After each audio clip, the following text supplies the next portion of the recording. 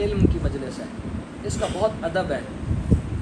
اس میں ٹیک لگانا، سستی کرنا، لیٹنا، آپس میں بات چیت کرنا، یہ مجلس کے آداب کے خلاف ہے. آپ تو بہت پیارے بچے ہو، بہت پیارے دوست ہو، بھائی ہو، جو اتنے اچھے کام میں آئے ہو. آپ کو پتہ ہے، چلو ہم اس مجلس کی اہمیت پہ دو باتیں کرتے ہیں. اذان 12:45 پہ، 12:30 پہ 30 پہ آپ 12:30 پہ نہ ختم کریں. آپ کو پتہ ہے یہ جو آپ اور ہم سب مل کے جمع ہیں، اس کی کیا اہمیت ہے؟